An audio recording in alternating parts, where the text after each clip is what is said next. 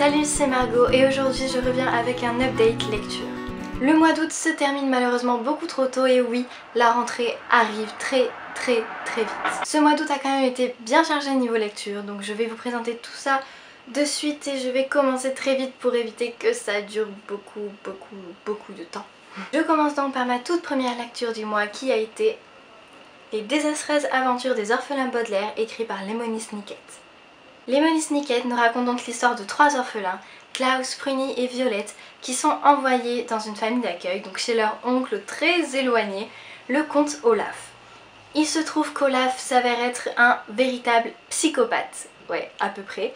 Pendant tous les 3 tomes et les 3 tomes d'après, il cherche à s'emparer de la fortune des Baudelaire en montant des plans plus ou moins déjantés. J'ai vraiment apprécié cette première intégrale qui regroupe donc les 3 premiers tomes, car j'ai vraiment retrouvé l'ambiance que j'avais adorée dans le film. Si vous avez vu ma première vidéo Book Haul, vous savez que j'ai vu le film il y a ça quelques années avec Jim Carrey et Meryl Streep que j'avais juste adoré.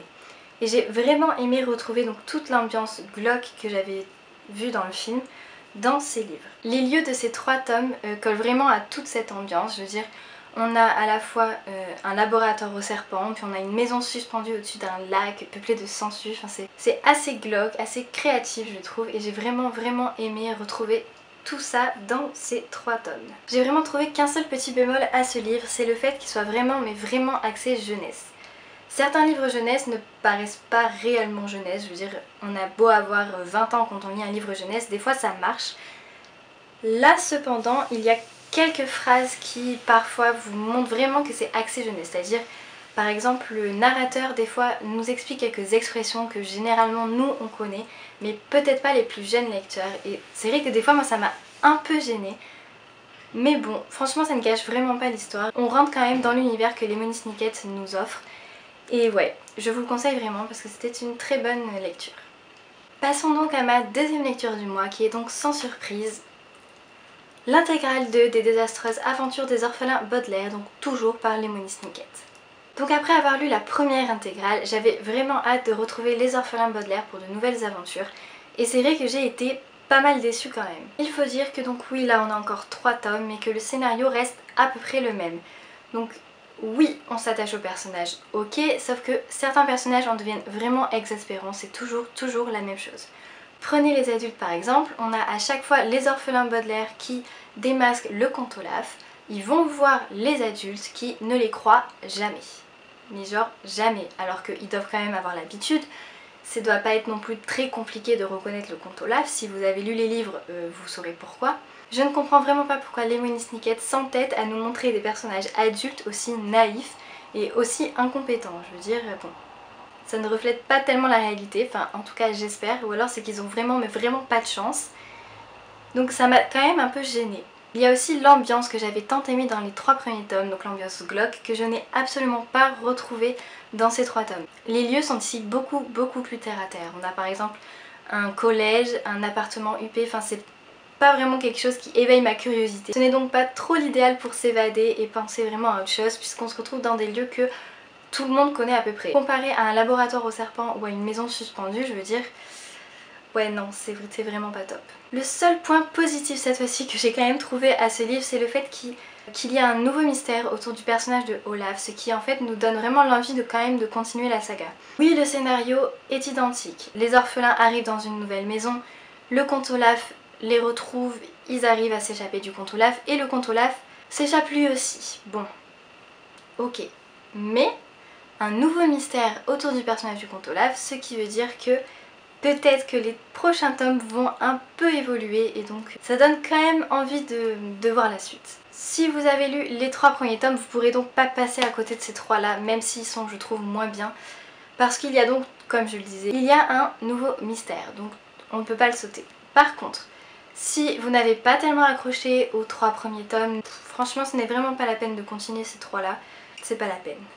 J'en arrive à ma 3e lecture du mois qui était La face cachée de Margot par John Green.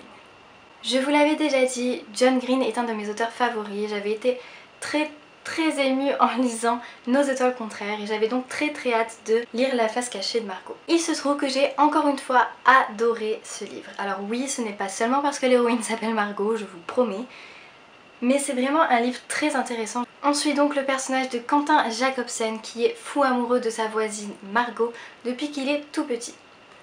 Un soir, alors qu'ils sont au lycée, Margot débarque dans la chambre de Quentin pour lui faire vivre la nuit la plus inoubliable de sa vie.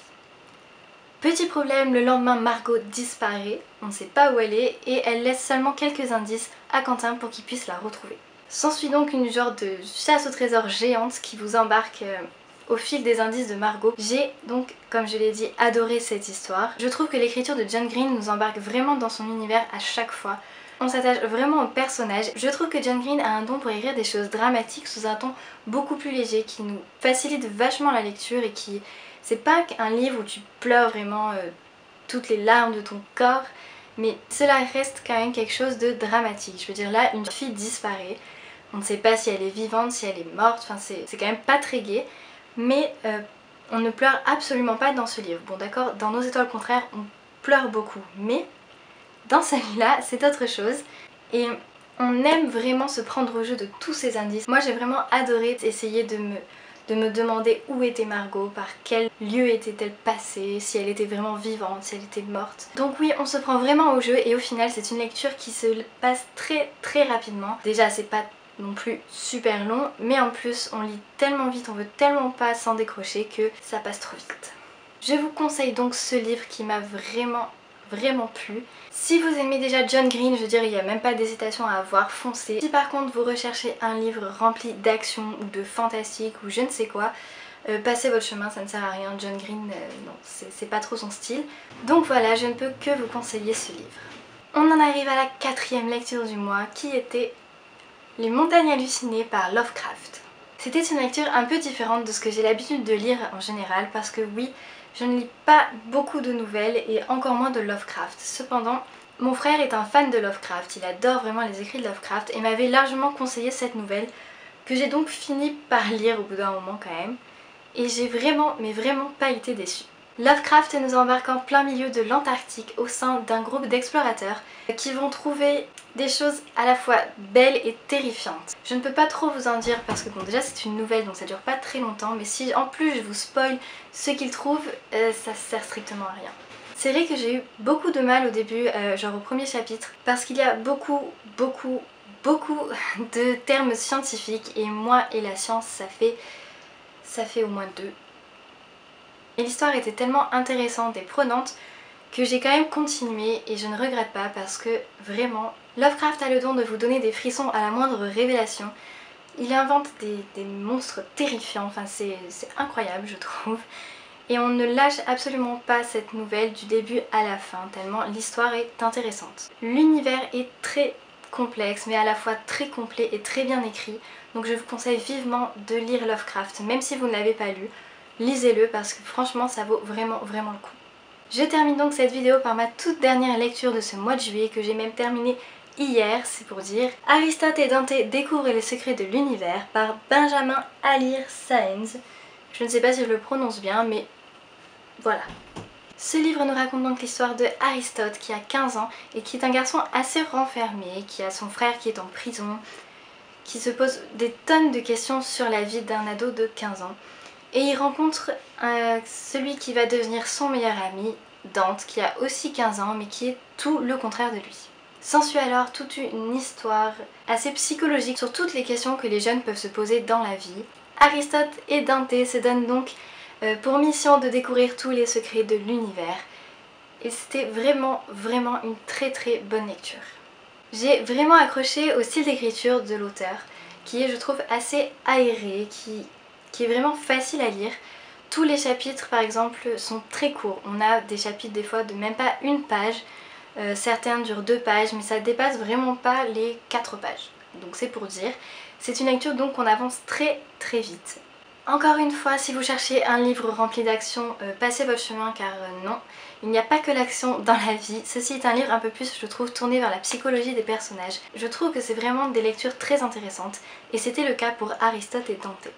Ces deux personnages sont vraiment attachants et c'est vrai qu'ils se posent des questions que tout le monde peut se poser un jour, que ce soit sur la sexualité, sur le travail, sur les cours, sur la vie en général. Enfin c'est vraiment je trouve un livre très intéressant encore une fois, qui mérite vraiment d'être lu. Je vous le conseille vivement si vous aimez tout ce qui est psychologie des personnages, car ce livre est vraiment une pépite. Voilà donc pour cette update lecture du mois d'août, j'espère que cette vidéo vous aura plu. Si toutefois vous voulez des chroniques un tout petit peu plus complètes, parce que c'est vrai que je passe assez rapidement sur certains livres en vidéo, vous pouvez toujours vous rendre sur mon blog et je vous mets l'adresse en barre d'infos. Si vous avez apprécié cette vidéo, vous pouvez toujours l'aimer. Vous pouvez aussi me laisser un commentaire pour me donner votre avis et pourquoi pas me conseiller des livres à lire ou autre chose, je serai très contente de parler avec vous. Vous pouvez toujours aussi vous abonner à ma chaîne si vous voulez continuer de me suivre sur YouTube et moi je vous dis à très bientôt.